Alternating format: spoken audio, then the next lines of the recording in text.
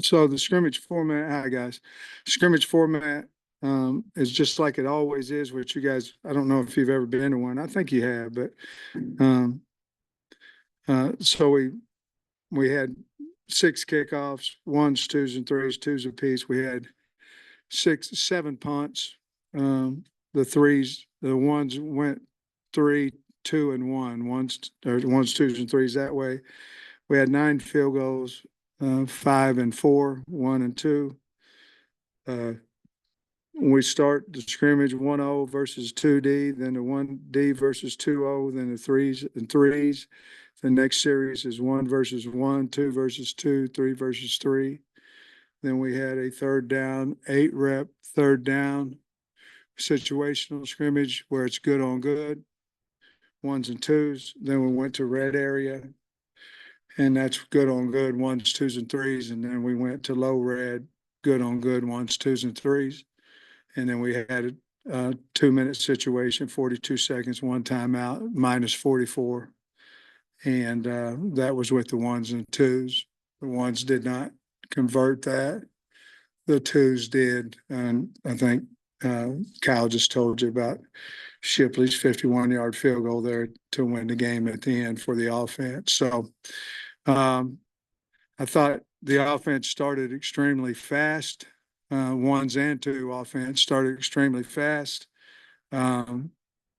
Defense won a lot of situations. I felt like they came back in the second half.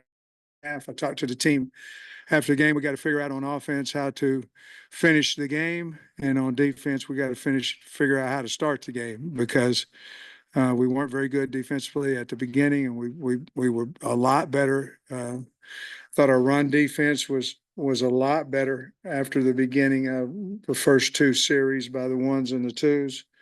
But I thought Taylor Green was on point. I'm very, very pleased with Singleton. He's playing well there with the twos. And quarterback wise, I thought we had a really good day. And they've got great leadership of the team, of the offense. And so to be honest with you, is very few penalties. I don't think the offense had but an illegal procedure until late in the scrimmage. I think the first one there was with the threes. Very clean there. We had about 3 PIs defensively, which in this, I don't want to make a mountain out of a molehill. We'll have to get it better, but you're talking about first team, second team, and third team playing. So overall, I thought our penalties were good. We had SEC officials, ones that have done 4 of our games, their entire crew here. So that really, really is going to help us. We're 3 weeks out from today, and that's really going to help us with those officials. And I told them to call it just like they see it. And of course, the hardest part is, figuring out whether they sack the quarterback, because the quarterback in his mind never gets sacked, and the defensive line, if they're 5 yards away from him, would automatic sacked him. So that's the worst thing of the scrimmage to have to deal with the head coach as the head coach. But I thought we got a lot done, and I was very, very pleased. And I think we pretty much came out injury free from what I know right now, guys. I didn't see anybody going over the sidelines with an injury. So that was a great day. You got the total snaps, maybe? In these particular scrimmages, you'll usually get between 130 and 150. So you divide that. Obviously, the threes will get about 30 reps. So you usually get about 50 snaps per guy is what it usually averages in this. You go 12 to 15 in a rack, and if the offense is close down there to scoring, or I'll keep it going. I think we did have the lengthiest rack we had was 19, but that was with the threes. I want to make sure that everybody got to play the threes and the fours. So I'm going to guess that the totality of the scrimmage time wise obviously was about 2.5 hours, and then rep wise probably about 150 times. Any overall thoughts on the run game? And then completely separate from that, have you made advancement on who's going to have the radio thing on defense, Taylor and defense? The quarterback will, and then the Mike linebacker probably will. It depends, what they do. we haven't found, to be perfectly honest with you, that the communication, because we're signaling everything, or he's going to have to signal on defense. We haven't found that communication is necessarily a plus for us defensively. Offensively, it certainly is, and we've tried it, but that would be the Mike linebacker. It would be, or Story would have it on.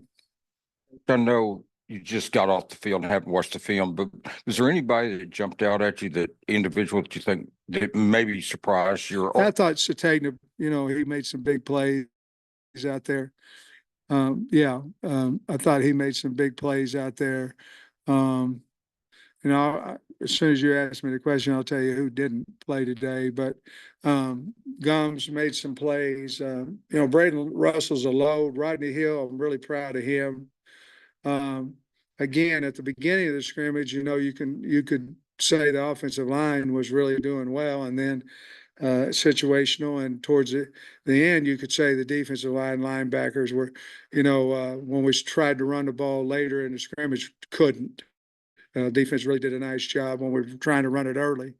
But if you're just talking about people, Jaden Johnson stuck out to me. Our linebacker core stuck out to me. Obviously, Landon Jackson. Cam's a little beat up in the hip, Cam Ball, but Landon Jackson's really, really good player. I mean, and Kiwi Rose made a lot of plays today, just off the top of my head. Yesterday, the Kiwi's really coming on pretty strong. Is he making a case to possibly push for that other tackle spot? Absolutely. No doubt about it. We're really pleased with those four, those inside guys. Ian Griffard made a really good play, first play. I think, didn't we run it the first play of the game? I think, no, we play action threw it to Satagna for about 50 or 30 or 40, whatever it was. But the first play Ian was in there. We ran, and he had a 2-yard tackle for loss, and he showed up. He's got to. I'm really pleased with all our guys and effort and all that, but we got to find the fourth inside D tackle. We got to find the fourth defensive end. I mean, that's what we've got to do. And so we'll get to tape, but to answer your question, that's what I saw. Let me say this, guys. That Devin Bell, man, he can punt the ball. I mean, he punted it 3 times a day, and I don't know what he averaged. Maybe it was over 50, I promise you. And every one of them was a fair catch. I mean, the guy, well, one of them he kicked out of bounds, but it was 50-something yards out of bounds. And then the other 2 were fair catch. He's had a phenomenal camp. Anybody get held out or limited today? Yeah, I can just go down. I was anticipating this. Pat Kudas got it back, so we're resting it. We've rested it for a few days. We feel like we'll get him back. I'm not positive. It may be another week. It may be another week and a half, but we feel good that we're going to get him back. Joffrey Brown, we held him today. That was us. He's had some knee surgeries and things, and we've been holding him some in practice as well. So that was a neat deal. Luke Brown is going to have a trim on his cartilage that he had worked on before. So that was 2 days ago. John Hill, Luke has, Anton Junekaj, and Marquise Robinson are out with concussions, and they've all been out different times. So depending on when they get back, I think Anton was the first one, so I anticipate him being back this coming week. Cuddy would be, or Marquise would be the next one, and then Luke's was just recent, and John Hills was just recent. Rashad Dubinion didn't play today because of a knee swelling on his knee. Jaquinda Jackson has his mild ankle sprain. Tyrone Broden, we didn't play him today from turf toe. I imagine some of these guys will be back tomorrow, but we just held him today. Dylan has a back. He'll probably be back tomorrow as well. Jaheim Singletary's got a hamstring, and Vito's got a full growing muscle. Obviously, we know he's a kicker, so we held him. I don't have the longest one that I think is going to be out is Luke Brown, because he's going to have to be out for a couple of weeks, but the rest of these guys will be back. I think if we forced half of that group to play today, I think they could have. Did I miss Armstrong? Yeah. Armstrong's got a slight hamstring too. Um, I think they could have played if we pushed them. You know, when I was in high school, I had a hamstring and I had a groin. And I don't know if I'd have got out of the way, that damn guy hit me in front of my knee or not. But we didn't play anybody today. We're trying to get better today. And we felt like as a staff that it'd be better to hold these kids, get them back healthy. And then because we still have another scrimmage and some other live reps going on. So we decided to do that.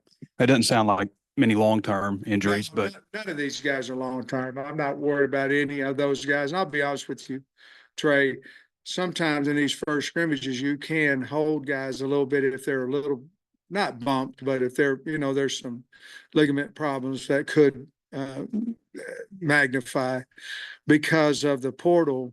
You got to look at guys, and it's really good. You know, you don't want to put a guy in that's a 2 that you're looking at the first time against the ones in a live situation. So we looked at it as much as we could as a positive, and I felt like we came out of the scrimmage that way. you mentioned Braylon just a little bit. What has he Yeah. done that you have been impressed with, and where do you think his ceiling is maybe this year? Well, he's going to help us. I mean, he's going to be in the rotation. He's going to help us. He's a good player. He's a hard runner, but he's also faster than what you might think. And he's got a bad to the bone stiff arm. I mean, he's really good with that. And his consistency of hitting the hole hard is what he's got to improve on. And he knows that. He won't be disappointed that I said that. He knows that if he does that, he's going to become a really, really good football player, really good back. We heard the kicking statistics, but just after we've talked a lot about them struggling to kick in the stadium, do you feel like that's gotten better? Man, you know, 8 for 9 today from different places on the field, different. I'm so proud of those guys. I'm proud of Shipley now. I mean, he struggled, you know, last year, not anytime, just in the scrimmages, you know, but to come in there and hit a 51-yarder when the game's on the line today was big. And obviously Scott, or excuse me, Kyle, right? Kyle had told you about the other ones, and none of them were just, we had one extra point, but then I just kept moving. I moved it everywhere because I know they can make extra point. I wanted to see if they could make other distances, and was really proud of all those guys. They you know, competition in anything really helps. And that's what we have. And it's been really, really fun to watch. You said Malachi has been playing well. Just where do you feel like the competition's at with him and KJ? Well, I mean, Malachi's definitely the 2 right now. I mean, there's no, you know, KJ and Boda are fighting it out there to continue to move up on the depth chart. But Malachi's played. I mean, you'll have to ask Taylor about that because he sees him in a different light than I do because he knows all his reads and all that. But I tell you what, he's throwing the ball well. He's getting the ball out of his hand, and he's a terrific runner as well. 2 guys at practice that we've seen bouncing in different positions, Anthony Switzer and Addison Nichols. Did you bounce them around today? I know Addison maybe has been with some guys missing out. You moved him to guard, but you know, what did you see from them and where did they primarily play today? Guard, he played. Addison primarily played guard. And you asked about Switzer. Switzer played both. He played hog and he played inside, and played with the 1s and played with the 2s. The other day, you know, open field tackle, he's just trying to kill everybody, you know, and I felt like he did a much better job today in space getting guys on the ground. And, you know, with Tyrone and Andrew out today, who other than Isaiah, which receivers maybe impressed you? And Taylor, Dozier, that's right. Dozier made some big catches. He catch a couple touchdowns, maybe. Made some big catches in there, and 82. Monte Harrison caught some balls today and turned up and ran pretty well with it. And of course, who was the one that come wide open on a busted play? Monte, that was him. But he also made a couple stop routes and turned the ball up and made some plays there. He's going to help us. He's a good kid, you know, good young man. Hey, Sam, there was a story yesterday you were quoted about saying you were in favor of these injury reports if they were, mandatory and uniform. What are the benefits of it?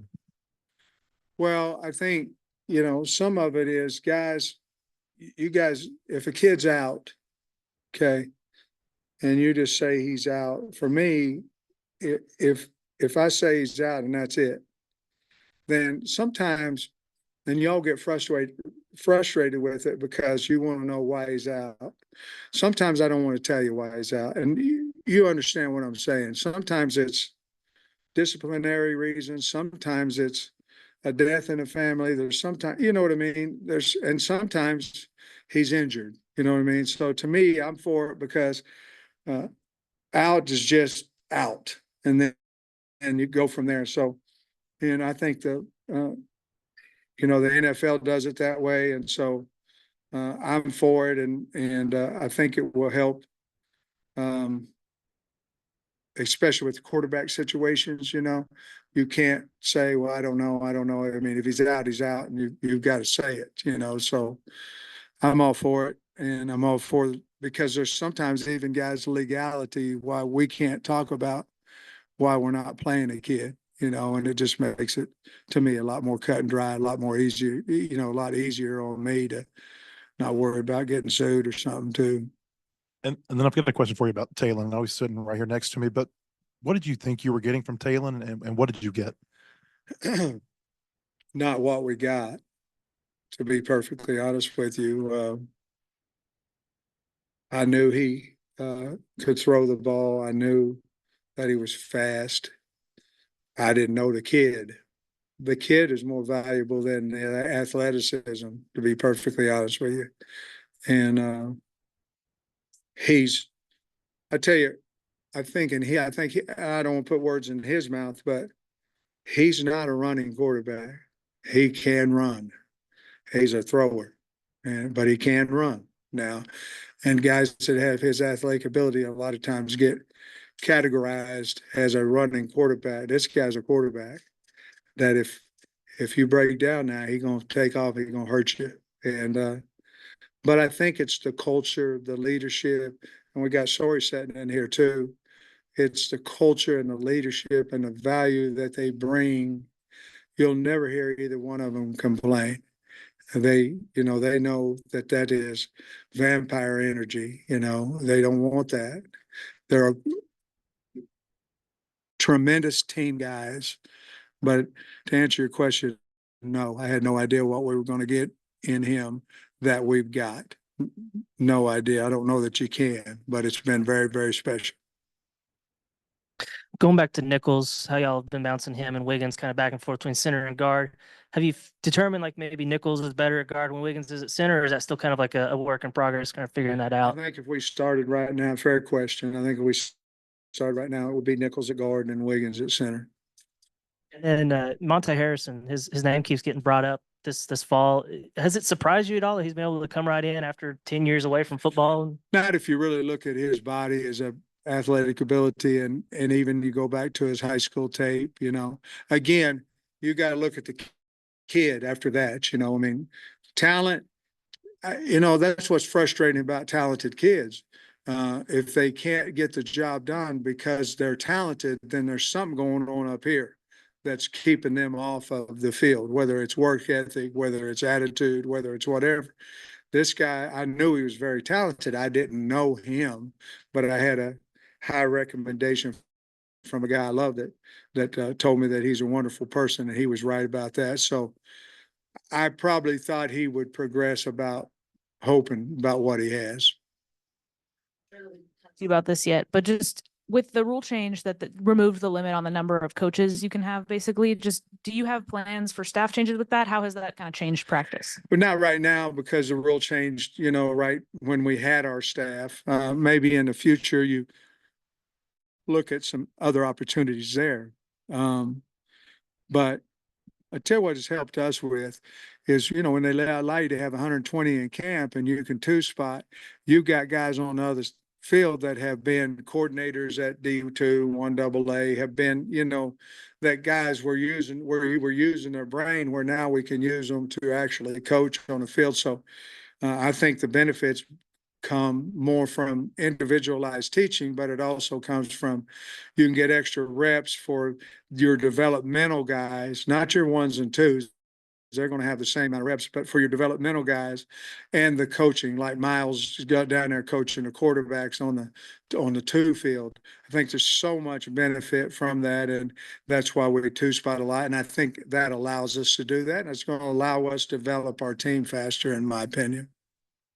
Hey, Sam, I think Kyle said you guys had 7 kickoffs. You said Vito was out. I was wondering who handled kickoffs.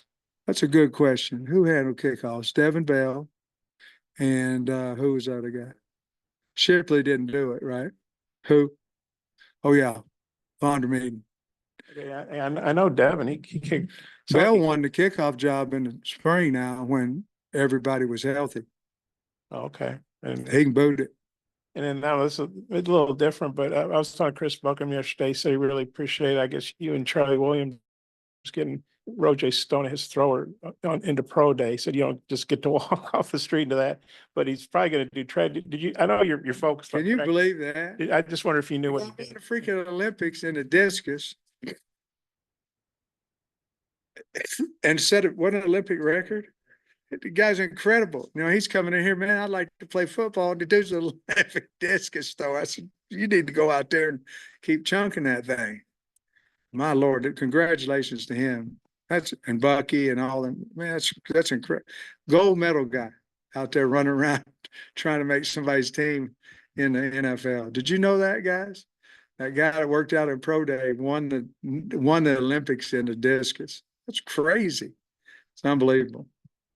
Coach, there's some optimism around the program from a lot of people, I think, including you. But how much is Bobby Petrino contributed to that optimism? I mean, well, I think he was automatic bringing optimism to the program when we hired him, you know, because of the success he had here as the head coach. I love Bobby. He's done a really good job helping me with. I run him and Travis. I run a ton of stuff off of them. And usually it's, yeah, I think we should do that. And sometimes it's, you know, what do you think about this? What do you think about that? But the thing that Bobby brings to our program is just, and Travis as well, Bobby brings that swag to the program. He brings that belief of our players. They believe in whatever he says that it's going to work, you know, and the schematics of how it's going to work. They believe that he knows all the answers for that. And there's a lot to be said about that when you're coaching kids and they're not questioning how you're coaching them. They're going, if he tells me something and I do it like he says with my athletic ability and my mind, it's going to work. And I think that he has a very unique way with people. And I think, I think Taylor could probably answer it better than me, but that's how I feel the kids see him.